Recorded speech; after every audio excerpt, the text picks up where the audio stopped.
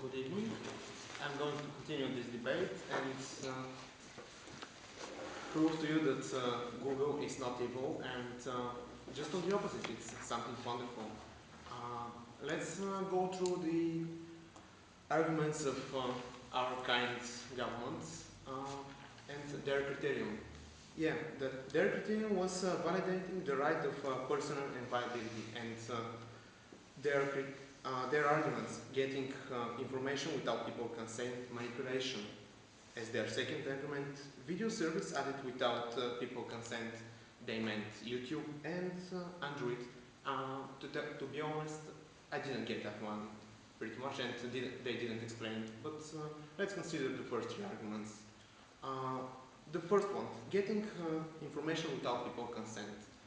As my minister said, they do have that consent. Each Google, YouTube and all those internet sites, they do have terms and conditions, and it's a legal contract that everyone signs. You don't have to say, I'm going to answer your question without being given. You don't need a signature to sign that contract. You're using that service knowingly. You know what you are doing. By doing it, you are signing the contract. It's signature these days is not something that is that important, and in legal documents nowadays it's not obligatory.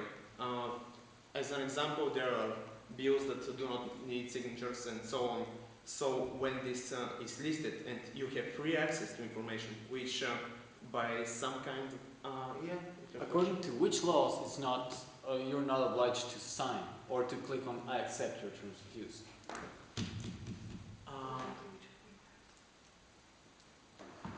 There are such laws, and I'm not really sure of that law.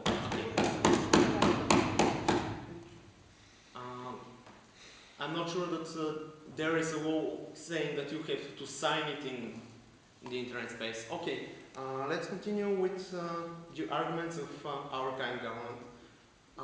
They are speaking about getting the people consent, but we say there are terms and conditions. People can decide to use or not to use that application, they can use or not use that video site. Also about the manipulation. It's a marketing technique, it's a device that has been worked upon and that has been developed in our favor as a customer, because it's something that marketing and economics is striving for centuries. Everyone needs to know what we need, and I need firms and corporations to know what I need and give it exactly to me. It's something useful for the society. Yeah. Do you agree that espionage is also useful for marketing? If you take, for example, the Patriot Act, it is useful. It's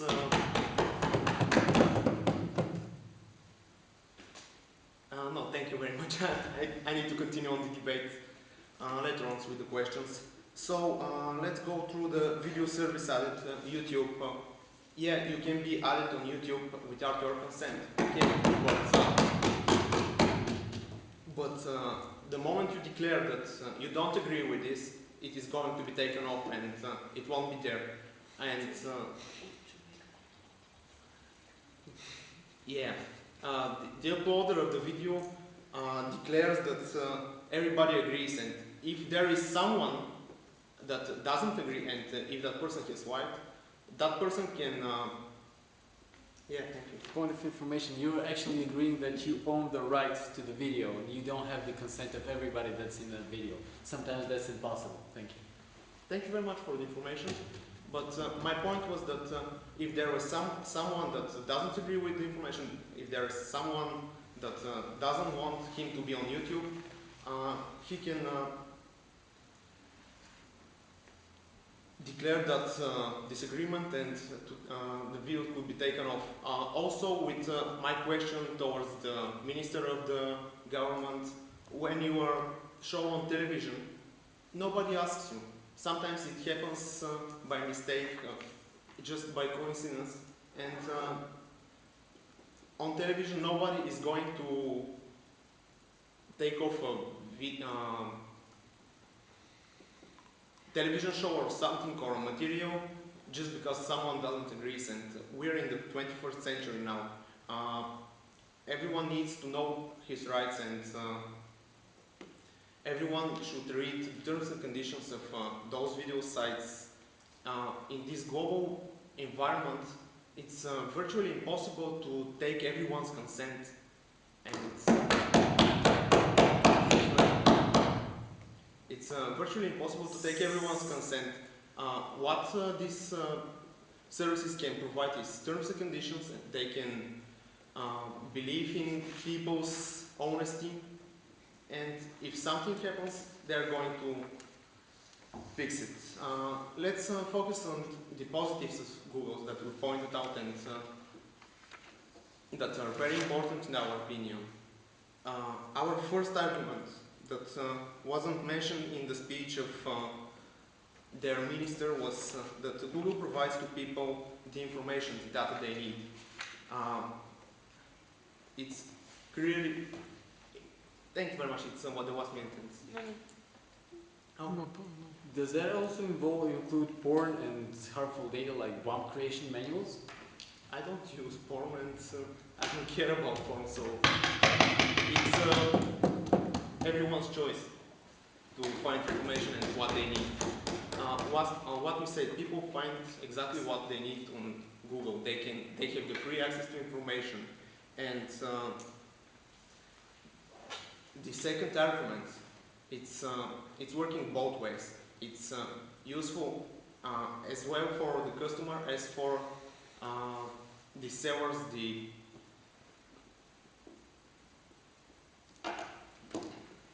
providers of